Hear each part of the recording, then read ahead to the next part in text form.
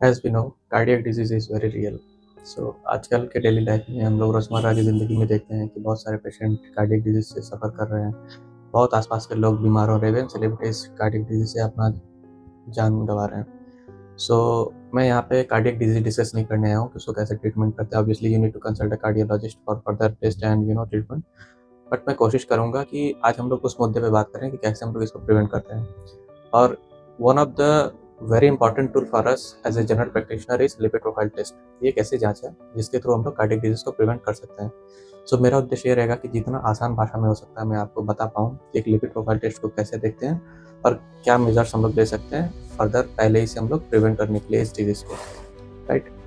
So my points will be कि how can we study the lipid profile test as easy as possible. मैं उतना ही पैथोफिजियो बताऊंगा जितना बहुत ज़रूरी हो, और मैं फालतू की बात मतलब जितना जो हमारे लिए इंपॉर्टेंट नहीं है उन चीज़ों को हम लोग डिस्कस नहीं करेंगे। फॉर एग्जांपल मैं VLDL का फुल फॉर्म आपको नहीं बताने बैठूंगा, या डीप डाउन साइंस में हम लोग नहीं डिस्कस करेंगे क्योंकि हम लोग एग्जाम नहीं देना। मैं अपना जनरल प्रैक्टिस में जितना लिपिड प्रोफाइल टेस्ट देखता हूँ, जितने ऑब्जर्वेशन से मैं अपने ट्रीटमेंट डिसाइड करता हूँ या फर्दर इन्वेस्टिगेशन डिसाइड करता हूँ, मैं उतना ही आपको बताऊँगा। तो टॉपिक स्टार्ट करने से पहले मैं एक दो बातें क्लियर कर देना चाहता हूँ कि आज हमारे इस लेक्चर का मेन उद्देश्य ये रहेगा कि लिपिड प्रोफाइल कैसे पढ़ें। लिपिड प्रोफाइल देख के पेशेंट के लाइफस्टाइल का पता कैसे करें कि वो ड्रिंकिंग करता है कि नहीं, अल्कोहलिक है कि नहीं, स्मोकर है कि नहीं, या फिर वो प्री डायबिटिक तो नहीं है। इन बातों को सिर्फ हम लोग लिपिड प्रोफाइल देख के कैसे पता कर सकते हैं, ये हम लोग डिस्कस करेंगे। दूसरी बात, आगे चल के हम लोग ये भी डिस्कस करेंगे कि कौन सी स्टैटिन कब स्टार्ट करनी है, कब रोकनी है, किसको कितना डोज देना है।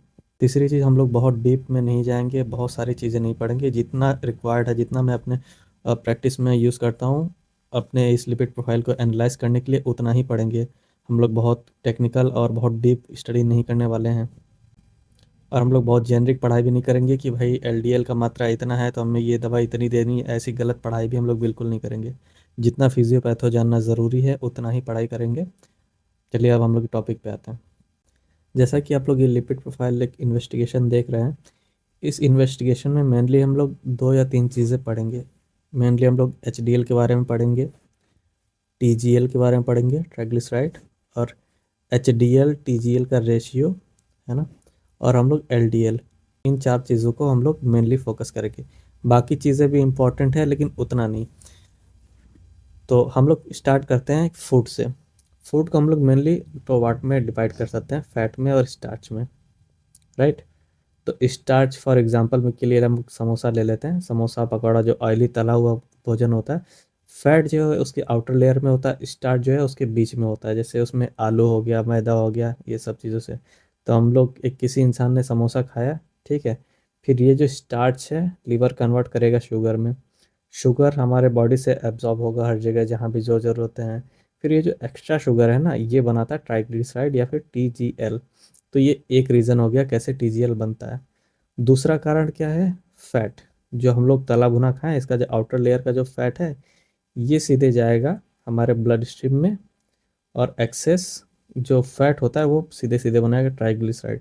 Third reason is alcohol. Alcohol जो है सीधे सीधे कन्वर्ट होगा ट्राइग्लिसराइड में। तो हम लोगों ने मेनली तीन रीज़न पढ़े हैं कि ट्राइग्लिसराइड कैसे बनता है हमारे शरीर में। थोड़ा सा और बेहतर समझने के लिए हम लोग एक इमेज के हेल्प से समझते हैं। एज यू कैन सी, ये किस पेशेंट ने खाना खाया। खाना जो है स्टार्च में कन्वर्ट हुआ, कुछ फैट में कन्वर्ट हुए, है ना। स्टार्च यानी कि मैदा या आलू, जो भी हम लोग भोजन करते हैं जिसमें कार्ब्स होते हैं। स्टार्च डाइजेस्ट हुआ, फिर वो ग्लूकोज में कन्वर्ट हुआ, फिर वो हमारे ब्लड स्ट्रीम में गया, और यही जो एक्स्ट्रा ग्लूकोज है ये बनता है ट्राइग्लिसराइड। सिमिलरली हम लोग समोसा खाए, उसका जो तला भुना जो तेल है, तेल सीधे सीधे हमारे शरीर में गया, ब्लड वेसल्स में गया, जितना एब्जॉर्ब होना था हुआ। बाकी ट्राइग्लिसराइड एक्स्ट्रा जो है हमारे खून की नलियों में तैरता रहता है। So this is the basic understanding of triglyceride. तो हम लोगों ने अभी अभी TGL यानी कि ट्राइग्लिसराइड पढ़ लिया। अब हम लोग मूव करते हैं VLDL पे। VLDL का फुल फॉर्म है very low density lipoprotein, which is not important to remember. हमें उसके फुल फॉर्म से कोई मतलब नहीं है, और ना ही हमें इसके रीडिंग रटनी है, क्योंकि जो चीज़ हमारे लैब रिपोर्ट में दे रखा है उसको रटना क्यों है। आप जैसे इन्वेस्टिगेशन देखते जाओगे आपकी प्रैक्टिस बनती जाएगी। VLDL में हमें ध्यान ये देनी है कि हमारे लीवर में जो TGL ट्राइग्लिसराइड बने थे, किससे बने? शुगर से, फैट से, अल्कोहल से। फिर ये जब ट्राइग्लिसराइड हमारा पैकिंग होकर हमारे खून की नलियों में जाता है, उसी को हम लोग VLDL बोलते हैं।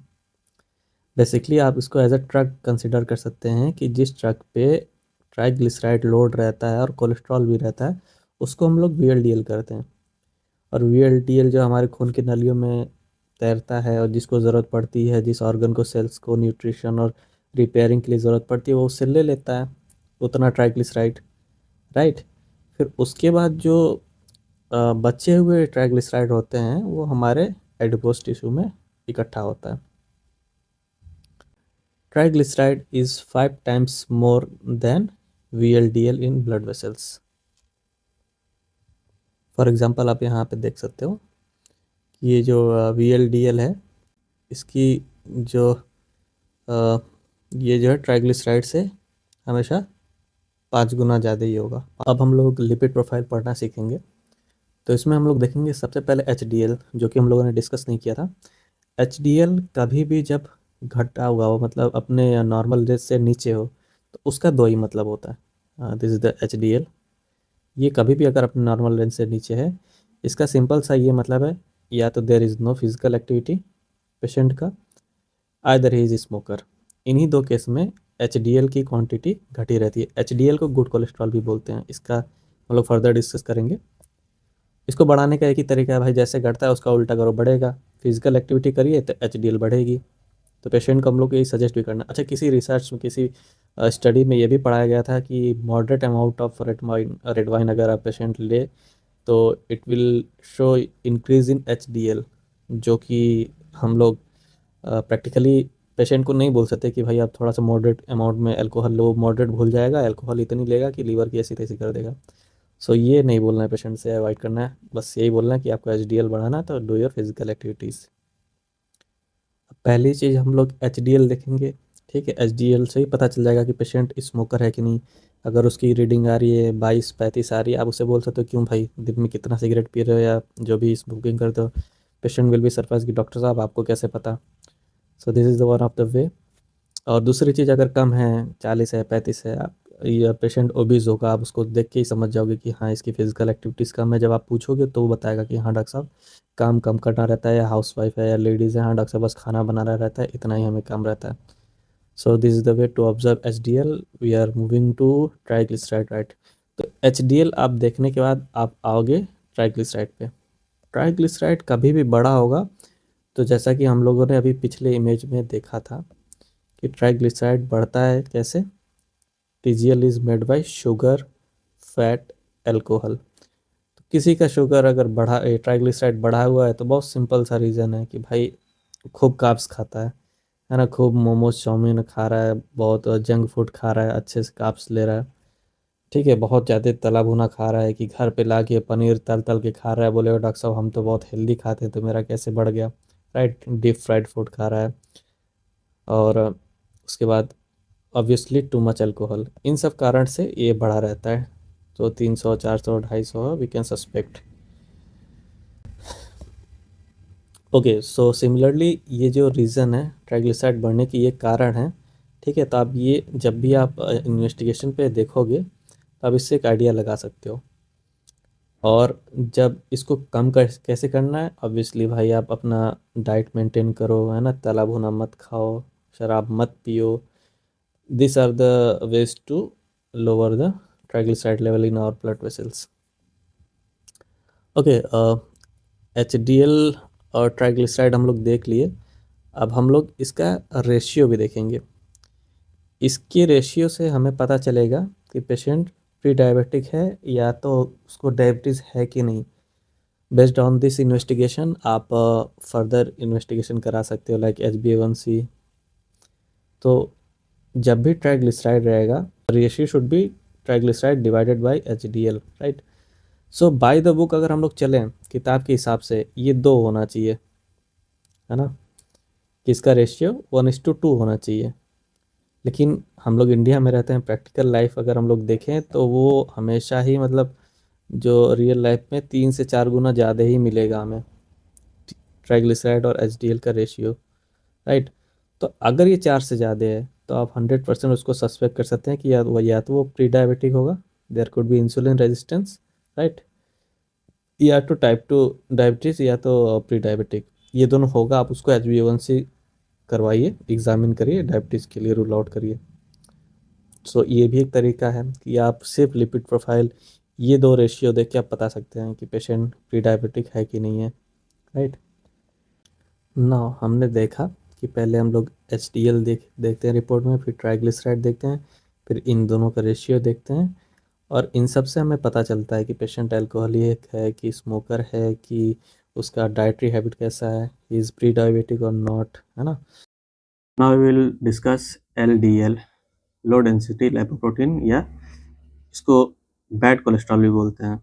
ये इतना बैड होता नहीं जितना लोग इसको बदनाम कर दिए हैं, ठीक है। सो इसका काम भी होता है। इसका क्या काम होता है? इसका काम होता है cell membrane synthesis, sex hormone synthesis, है ना। फिर ये D3, है ना, D3 से ये जो है इसके सिंथेसिस पे भी इसका यूज़ होता है, राइट। तो ये बनता कैसे है?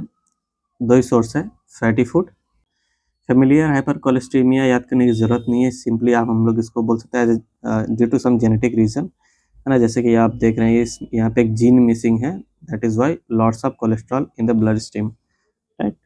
तो एक फैटी फूड से, दूसरा जेनेटिक रीज़न से हमारा जो है कोलेस्ट्रॉल का लेवल हमारे ब्लड वेसल्स में बढ़ता है, कोलेस्ट्रॉल यानी कि LDL। तो अब इसको LDL बनता कैसे है? जैसे कि हम लोग पहले पढ़ चुके हैं कि लीवर जो है हमारा ट्राइग्लिसराइड बनाता है शुगर, फैट और अल्कोहल से। तो ये ट्राइग्लिसराइड की जब पैकिंग होती है हमारे ब्लड वेसल्स में, तो उसको बोलते हैं हम लोग VLDL, राइट। यहाँ पे VLDL जैसे कि आप लोग देख सकते हो, इसमें ट्राइग्लिसराइड प्लस कोलेस्ट्रॉल पैक हुआ है। सो आप ऐसे समझो, जब ये हमारे खून की नलियों में VLDL जाता है तो रिक्वायर्ड ऑर्गन या सेल्स जब अपना TGL ले लेता है, जो एक्स्ट्रा कोलेस्ट्रॉल बचता है that is called LDL। VLDL एक नाव है, ठीक है, जो हमारे बॉडी में, हमारे ब्लड वेसल्स में कोलेस्ट्रॉल लेके चलता है, ठीक है, विच इज और एक ट्राइग्लिसराइड लेके चलता है। तो ट्राइग्लिसराइड, ठीक है, और कोलेस्ट्रॉल जब एब्जॉर्ब हो गया, हमारे खून के नलियों में नीडेड ऑर्गन के पास चला गया, तो फिर जब एक्स्ट्रा जो कोलेस्ट्रॉल बचता है उसी को हम लोग बोलते हैं LDL। So we can say LDL is cholesterol, extra cholesterol in our blood vessels. I hope मैंने इसको समराइज सिंप्लीफाई किया। तो ये जो एक्स्ट्रा कोलेस्ट्रॉल बचा हमारे शरीर को, उसी को LDL बोलते हैं। यही हमारे ब्लड वेसल्स में प्लाक बनाता है, ठीक है। फिर फर्दर ये कोरोनरी हार्ट डिजीज, एरेथ्रोस्क्लेरोसिस, या फिर सिंपली कहें तो हार्ट अटैक वगैरह, ये भी एक कारण होता है, राइट। तो अगर इतना ही आसान होता तो लोग घी तेल चर्बी खाते और हार्ट अटैक से मर जाते, but no. Now we will move to second topic, HDL, क्योंकि इसका काम यहीं पे है। सो HDL क्या करता है? ये हमारी खून की नली है। Let's look at this picture, this is our blood vessels. और ये जो पीली पीली जो कचरा साफ कर रहा है, ये है LDL, जो बैड कोलेस्ट्रॉल, एक्स्ट्रा कोलेस्ट्रॉल जो हमारे ब्लड वेसल्स में डिपॉजिट था, जिससे थक्का लगता है, जो थक्का जमता है ना, तो उसको क्लियर करता है हमारा LDL, which is also called good cholesterol, ठीक है। फिर क्लियर करके लीवर पे ले जाता है, फिर लीवर उसमें से बाइल, उसको बाइल बना के डिस्पोज ऑफ करता है, उस पर हम लोग नहीं जाते। Basically HDL clears the bad cholesterol from our blood vessels. तो LDL तो होता ही है हमारे शरीर में, सिमिलरली HDL भी होता है, जो खून की नलियों से LDL को, बैड कोलेस्ट्रॉल को क्लियर आउट करता है ना। हम लोगों ने सारी चीज़ें लगभग पढ़ ली जितना ज़रूरी होता है OPD में। HDL, ट्राइग्लिसराइड, इन दोनों का रेशियो, और लास्ट में हम लोगों ने पढ़ा LDL, बैड कोलेस्ट्रॉल, ठीक है। तो बैड कोलेस्ट्रॉल का जो रेशियो है, जो एक रेंज है 100 से कम दिखा रही है, रखना चाहिए। तो ये जो रेंज है ये सबके लिए बराबर नहीं होता, ये रेंज अलग अलग होता है। तो उसी को हम लोग बोलते हैं चूज रिस्क कैटेगरीज। इस रिस्क कैटेगरी के हिसाब से हम लोग डोज एडजस्ट करते हैं, दवाइयाँ डिसाइड करते हैं कि इनको देनी भी है कि नहीं देनी है, तो कौन सी देनी है, कितने देर तक देनी है, कब उसको टाइटर करना है, कब कम ज़्यादा करना है। तो हम लोग नेक्स्ट क्लास में यही सारी बातें डिस्कस करेंगे, ठीक है। Thank you. सो मैंने कोशिश किया जितना आसानी से मैं इस टॉपिक को आपको समझा पाऊँ, मैंने समझा है। I would love to know your feedback and improve on my further videos. Please leave a comment whether how to improve or was it any helpful for you at all. That would be very helpful for me. Thank you.